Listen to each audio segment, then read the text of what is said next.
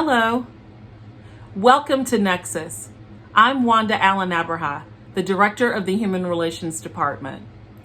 We are excited to have the opportunity to bring you today's program virtually. The Human Relations Department enforces and encourages fair treatment and equal rights for the residents of the city of Winston-Salem. The Human Relations Department has three key areas of responsibility. They are investigating housing discrimination based on race, color, national origin, religion, disability, familial status, and gender, mediating landlord-tenant complaints, and conducting cultural diversity education and inclusion training and outreach. Today's program is a part of our education and outreach efforts. All Nexus television programs feature community partners. During this episode, we will focus on Mr. Mark Steele from the organization formerly known as the Adaptables, and Professor Steve Virgil with the Wake Forest University School of Law. We will join now Adolfo Briceño of our staff, who will bring you today's program. Thank you very much, Wanda. Thank you for your introduction. And thank you all for being here with us in this edition of Nexus TV. Our first guest of the show, which is virtual, as you can see, is through an app in these times of this pandemic that we are into. We have a Mark Steele. He is the chairperson for the Mayor Council on Persons with Disabilities. Thank you very much for your time, Mr. Steele. Thanks for having me. Thank you. So we're going to be talking briefly about, disabilities, people with disabilities. Now, please explain the public, Mr. Steele, what is the Mayor's Council on Persons with Disabilities, and what is its mission? Thank you. Yes, the Winston-Salem Mayor's Committee for Persons with Disabilities, a nonprofit organization made up of volunteers that express an interest in disability-related issues in and around Winston-Salem. We don't get any funding from any government entity. Most of our funds that we have are donations. We do have a monthly meeting, typically. Hope to resume that once we get through some of these social distancing rules. And we meet once a month and we discuss, again, disability issues that may be brought to our attention from, could be from legislators, it could be from concerned citizens. The mission is just pretty basic. It's for the removal, we will advocate for the removal of architectural and attitudinal barriers. And we do that through the monthly meetings and through a couple of special events we have throughout the year. In May, typically again, we'll do our Barrier Awareness Day event where we will encourage people to participate by, we'll assign them to someone that has a disability, and they will be paired. They will assume a disability for several hours and go out to the community and just try to experience what it's like to have some disability-related issues. And it gives people a little glimpse into what it may be to go through life with a disability. Yes. And then we have a banquet in the fall. Yes, I've been through that training, Mr. Steele. Exactly. It's really, really interesting. Thank you. Human Relations Commission has been very fortunate with us in the past. We've been fortunate to have your support in the past. That is where we will show recognition to businesses and individuals who have gone above and beyond their average job to be successful in the work. Wonderful. Now, explain us. You were telling us a little bit. What is how has the Human Relations Commission partnered with the Mayor's Council on Persons with Disability in the past? But also explain us the importance of the Americans with Disabilities Act for the community. Tell us, for those who don't know what is this, how will we summarize it? Okay. I'll take the first part first, as far as partnering with the Human Relations Commission. Human Relations and the Mayor's Committee for Persons with Disabilities have had a partnership for many years now. And most recently, we were involved and we did an episode of Trust Talks, probably been about a year ago that we were involved with that. We partnered with Human Relations to conduct a disability forum to seek input from the citizens about what issues they may be facing and like to see the city address. Again, you guys participate often in our Barrier Awareness Day and our banquet. And and most recently, you guys have been partners with us on the celebration of the Americans with Disabilities Act, which is coming up later this month. Later this month will be on July 26th. It'll be the 30th anniversary of the Americans with Disabilities Act, which is a very significant piece of legislation that was passed on July 26, 1990 by George W. Bush. What this law attempted to do was to create equal access for individuals with disabilities in most life areas, including employment, housing, and community access, transportation. And so since the passage of the ADA 30 years ago, we've had a lot of people who have been born into the society that may not be as familiar with the ADA and it may not understand and be aware that it took passing of a law for individuals with disabilities to be granted equal access. Everyone takes for granted now when you see curb cuts or you see braille writing on an elevator or something. All that was foreign before 1990. Now it's fairly common to see those sorts of accessibility features all over this country. But we want to make sure that we bring to attention the importance of the Americans with Disabilities Act and the significance that it's had on individuals with disabilities, not only here in Winston-Salem, but across. Fantastic. I think it's very it is very important to remind the people that all these things that, as you mentioned, Mr. Steele, that we see here today were not here, or they were not as common as we back in those days, as early, let's say, as 1990. Now, if we piggyback on that question of the Americans with Disability Act, Mr. Steele, what has the disability, what this act has been failed to address so far? And if you can also answer what needs to be addressed in the next 30 years, what is your vision regarding these two questions, Mr. Steele? Thank you. Those are good questions.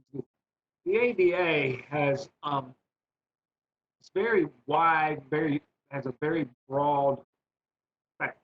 Covers a lot of areas, life areas for individuals. But the ADA is just maybe not even the last piece of legislation that tried to bring equal access for individuals with disabilities. There was a lot of laws that led up to passage of the ADA.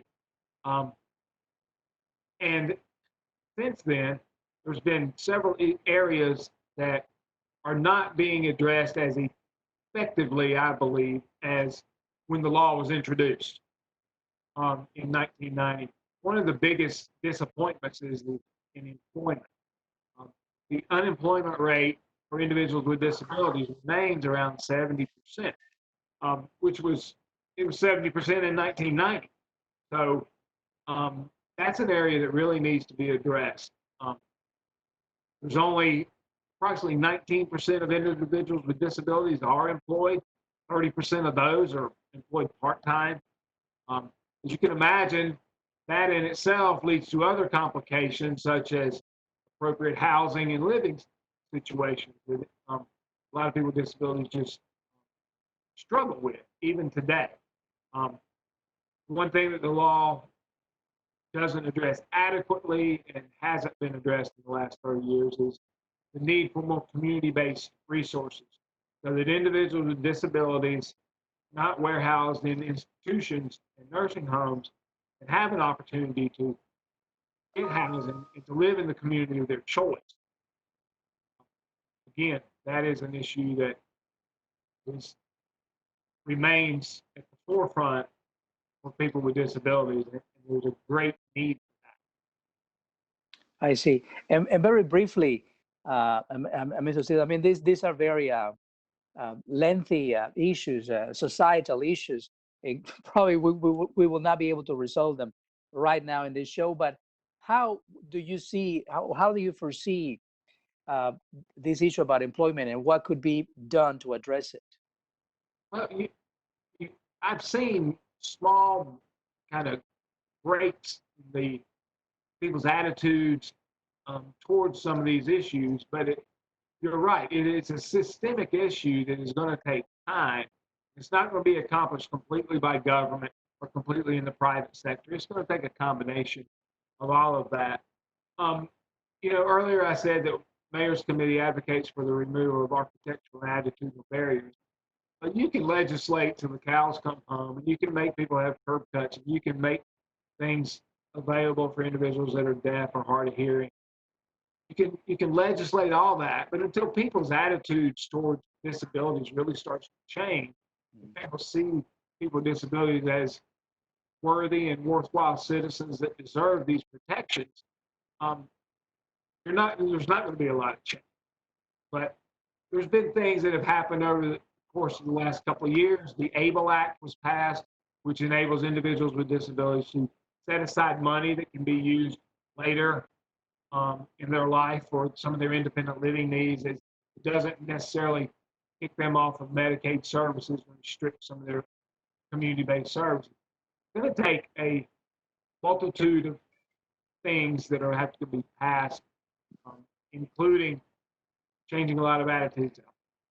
I see. So probably it's more a societal attitude regarding this, and less of a legislative tool that we need, right? Did I understand that correctly? Yeah, I mean, I think there's a lot of laws on the books that you can implement, but until individuals change in their hearts and in the way that they see people with disabilities, you see that now with a lot of civil unrest going on around the country. That laws can be passed and executive orders can be passed, but until people change themselves, change will not really occur at a level that is necessary. I understand. Okay. Well, thank you, Mr. Steele, for your comments. Now, is there any closing comment that you would like to do? This celebration of the 30th anniversary, is there going to be something special that the public need to be aware of? Yeah, thank you for that. Yes, we initiated a community-wide ADA 30 celebration back in December. We really wanted to bring attention. We thought 30 years was a milestone that should be recognized. Mm-hmm. We did a pretty big event on the 25th anniversary. And we were in the process of having a really nice event scheduled for the end of this month, but that has all been postponed. We were going to have a play. We're going to have a week-long series of different events for individuals to get involved with. But now it looks like we're going to have the city has opened a drive-in on the fairground. Mm-hmm. And on Tuesday, July 28th, one of the films being showcased that night is the Peanut Butter Falcon, which has an individual with a disability in that movie. And we are partnering with Human Relations and the City Attorney's Office to show that night and have that night showcased as ADA night at the drive-in. Still working out all the details of that, but I encourage people to come out to the drive-in. Any of those nights you want to see a movie, but especially on the 28th for the Falcon. That is excellent. Very entertaining. That is excellent. Thank you very much for the reminder, Mr. Steele. So that is the July the 28th in the fairgrounds, right? What did you say? Did you say 5:30? No, it's a drive-in, so I think the movie actually starts around 8:30, 8:45. 8:30. It does. Oh, I got it. I think gates open around 7. Okay, awesome. Well, thank you for the reminder. I hope the people in the audience that are listening to these to this show will be there. Well, thank you very much. Let me say one other thing, that on the way to the parade, on the way to the movie, we're planning on an impromptu parade to go down the streets to bring awareness to the needs for individuals with disabilities. Awesome. That's awesome. Well, thank you very much again. This was Mr. Steele for this interview.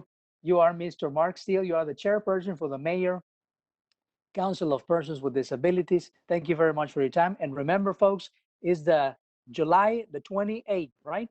Yes. In the fairgrounds here in Winston-Salem at around 8:45. There's going to be a parade. Yeah, a little bit before the movie will start around 8:45. Yes. Okay, awesome. I hope you guys can join us for that event. It's in partnership with the City Attorney's Office and the Human Relations Commissions of the City of Winston-Salem. And well, thank you very much. And we'll be back with our next guest in Nexus TV. Thank you very much. Thank you. What is the 2020 census? Every 10 years, the census records everyone living in this country. It's written in the Constitution and comes in a questionnaire that counts everyone who lives at your address on April 1st. The data can be used to fund services like fire stations, schools, clinics, and representation that affect your community. How will the 2020 census be used? Where there are more people, there are more needs for public services. The government uses the census to fund programs and services that help everyone in our city and county, including you. It's also used by nonprofits and businesses. And it helps to determine how many seats every state gets in Congress. How do I take the 2020 census? In March 2020, every address in the country will receive an invitation to complete a very simple questionnaire. And there are 3 ways to respond. Number 1, do it online. Number 2, call by phone. Number 3, send it by mail. For those who don't respond, a census taker from your community will follow up and assist you. Shape our future. Shape our future. Shape our future. Answer the census. Well, thank you very much for still being with us in this edition of Nexus TV, a special edition which is virtual. Our second guest of the show is Dr. Professor Stephen Virgil. He's the director of the Community Law Clinic at Wake Forest University.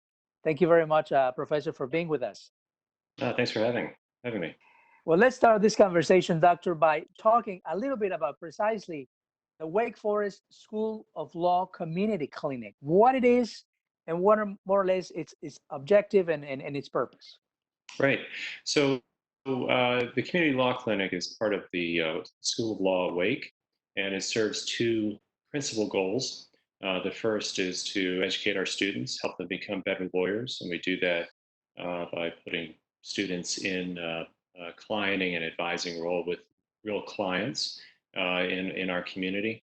The second is to help build assets and resources in our community itself, to sort of extend the service that Wake Forest University does, consistent with the motto of Pro Humanitate.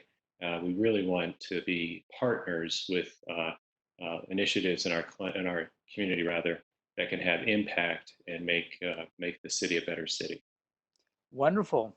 Now, what is how does the clinic work with the Human Relations Department now of the City of Winston-Salem, Professor? Right. So we have worked with the Human Relations Department for several years.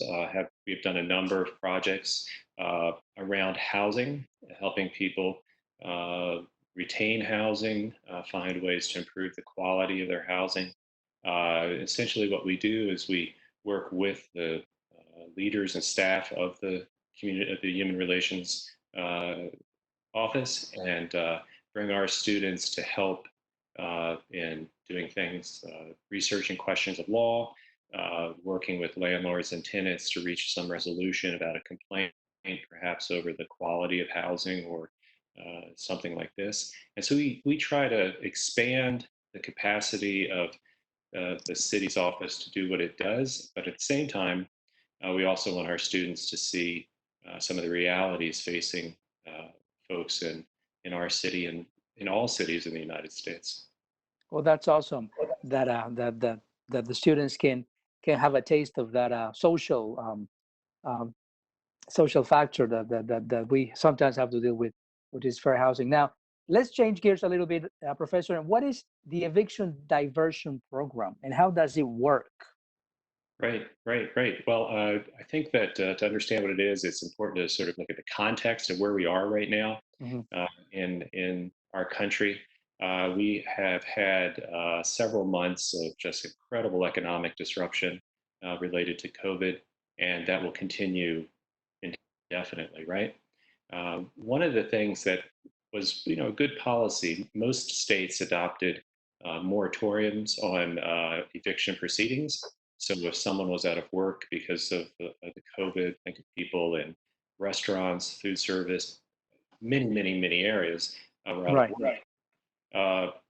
They were not able to pay rent, and so the moratoriums kept folks in their housing, and it was incredibly important. If you think at the peak of the lockdown, if we had forced people into the streets or to living in cars, we would have had even a bigger impact that we saw back in March and April. So those are ending, and ours will be ending at the end of this month, and landlords will begin the process of removing people from their housing because of failure to pay rent. At the same time, the resources that were allotted to help people get by, the CARES Act resources that provided for this sort of big bundle of unemployment benefits, those dollars really have not flown. People are not getting those dollars. And so it's sort of a perfect storm, right? So the mediation program is designed as a partnership between my clinic, the Office of Human Relations in the city of Winston-Salem, and being advised and directed by the court here in Judge Menifee, who's been a leader in thinking about this, and also with assistance from the Legal Aid Society, to find a way to help keep people in their housing after the moratorium ends and as they still face the significant economic disruption of COVID. And what we're finding is that there's going to be hundreds, thousands of people that are going to be in this situation in our city, and it will just have a tremendously negative impact on our city in every possible way. And so our goal is to see what we can do to try to mitigate that a bit and try to keep people in their houses. Yes, thank you, Professor. For those who do not know, as Professor Virgil was explaining, this started in, I believe, in the courts, and it has expanded to include the Human Relations Department, the clinic, the Wake Forest School of Law Clinic, and legal aid to try to do our best to, as Professor Virgil said, to stem this wave of evictions that potentially are to come. We don't know. I hope we are wrong, correct? But probably there will be a lot of people that will be facing eviction because so many people have lost their jobs simply. Yes. Now, tell me also, Professor Virgil, for how long will this diversion eviction program will be a focus of the clinic? So that's a great question. My clinic has operated for 12 years here in Winston-Salem, and we've done a number of things. We typically try to find a way, I try to find a way to respond to community needs. And so during the foreclosure crisis 10 years ago, for about 3 years, we spent a lot of time focused on that. And here, I think definitely this year, probably into the next year, we'll be spending a lot of time working with landlords and tenants, trying to work out situations or helping tenants find ways to retain their housing. And I think that on the other side of this current crisis we're facing, we will have a foreclosure crisis, right? It's just a matter of time before we begin to see losses at that level. So we have a lot of disruption coming. Yeah. I see. So we can say that this effort of the mediation diversion program will probably last for as long as needed, if As I long as understand that needed, right. correctly, correct? There's Right. no specific time horizon of when this will end, but probably for as long as needed, this effort and this possibility will still be there for the That is community, correct. correct? Yes. Correct. Wonderful. And thank you, Professor Virgil. Is there a closing thought that you would like to share with the audience regarding evictions or foreclosures or the clinic? How can people access the services of the clinic if we can probably explain them that? That is great. So folks can contact us by calling 336-758-4950 or visiting the Wake Forest School of Law website, and you'll see a link for the community law clinic. It's 758 4950. 4950. Got it. And just as a closing thought, I think that this program offers a real opportunity to really help not only tenants but also landlords. We've had a tremendous amount of rental housing built in our city over the past 10 years. Large housing clusters around apartments, et cetera. And if we have, people are predicting unemployment rates that are the highest since the Great Depression. And if that happens, landlords are going to have a really hard time finding new tenants to pay the rent that they were able to pay a year ago on all that housing. So I think what we can do is we can help the tenant stay in their housing and the landlord maintain some cash flow, some revenue coming in from it. And I think that that's an incredible opportunity to figure out a way to work together. If things go to court, things become adversarial and it breaks down and people are out of their housing and no one else is moving in. That strikes me as a real disaster. So I think it's really a great opportunity for everyone to come out of this. In most cases, I think, with a win. And I hope that we can be a part of that. Wonderful. Wonderful. That is great. So you heard it, folks.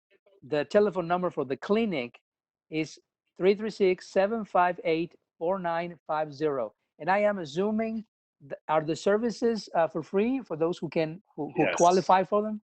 Yes, I'm sorry, I should have mentioned that as well. We are a pro bono service of the university, and all of our students work for free. We charge no costs or fees for anything we do. Wonderful, wonderful. Well, thank you very much for the information. This was Professor Stephen Virgil from Wake Forest University. He's the director of the Community Law Clinic at Wake Forest University. Thank you very much for your time, Professor, and thank you all for still being with us. And we will be back with the Nexus Challenge with Jamie. Thanks, Adolfo. I'm Jamie Waldeck, and this is the Nexus Challenge, where we test your knowledge about fair housing laws. Here's our first question. A resident calls the office to say that she has a disability that makes it physically impossible for her to open the dumpster that the landlord placed in the parking lot for trash collection. She says her landlord needs to send a maintenance worker to her unit on a daily basis to collect her trash and take it to the dumpster. The landlord should A, say no, she doesn't appear to be disabled, so she's not entitled to special treatment. B, ignore it. She didn't say she needed a reasonable accommodation. C, deny the request. Maintenance workers are on site only 3 days a week, so it's unreasonable to ask for daily trash pickup. Or D, talk to the resident. To resolve the issue, you should discuss possible alternatives that would meet any disability-related needs. The answer is D. This example, taken from federal guidelines, shows what federal officials expect landlords to do when a requested accommodation may be unreasonable. They say that you should engage in an interactive process with the resident to discuss whether there is a reasonable alternative accommodation that would effectively address the resident's disability needs. Here's our next question. A landlord can refuse housing to which of the following people? A, a lady with a mental illness, B, a black male, C, Muslim family, or D, none of the above. The answer is D, none of the above. A landlord can be filed with fair housing discrimination by refusing housing to anyone based off disability, national origin, race, sex, religion, or family status. If you feel you have been discriminated against, please contact the City of Winston-Salem Human Relations Department. And here's our last question. Although a community has a no pets policy, a maintenance worker discovers that a resident has 2 dogs in her unit. The resident is blind, and she states that both dogs are needed as service animals, and she needs them due to her disability. The landlord may tell her that A, she should remove the animal immediately, B, she may keep one of the dogs as a service animal, or C, the landlord will evaluate whether to grant her request as a reasonable accommodation to the no pets policy and ask her to verify that she has a disability and needs to keep both dogs. The answer is C. Although the community has a right to enforce its rules, barring residents from having pets, it is unlawful to deny a resident's disability-related request for an assistance animal. And that's this month's Nexus Challenge. I'm Jamie Waldeck. Now let's go back to Wanda. Thank you, Jamie. Before we go, let's take a look at a couple of upcoming events.